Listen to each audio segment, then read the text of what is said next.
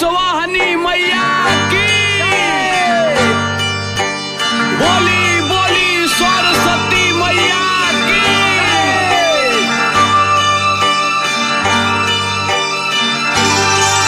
ओ ज्ञान की दाता है हंस वाहनी माँ, उन्हें पूज कर जी रहे हैं सभी।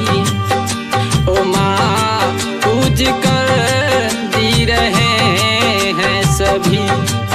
ओ ज्ञान की दाता है हंस वाहनी माँ, उन्हें पूज कर जी रहे हैं सभी। ओ माँ पूज कर जी रहे हैं सभी।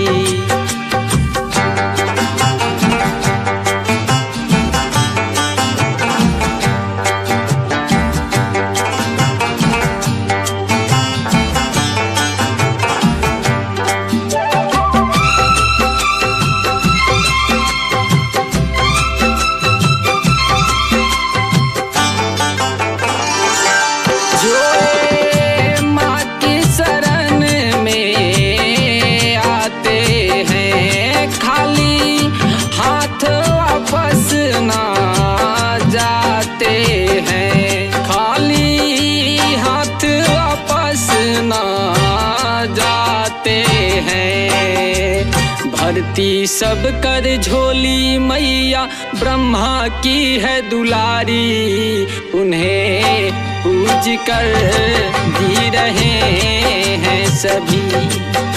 ओ माँ पूज कर जी रहे हैं सभी। ओ ज्ञान की दाता है सरस्वती माता, उन्हें पूज कर जी रहे हैं सभी। ओ माँ पूज कर जी रहे हैं सभी।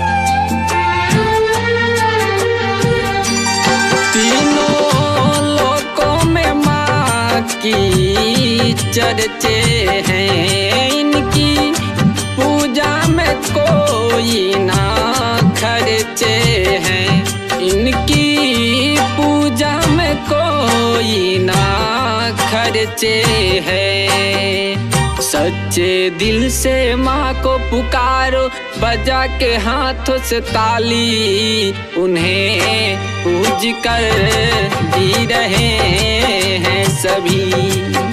ओ माँ पूज कर जी रहे हैं सभी।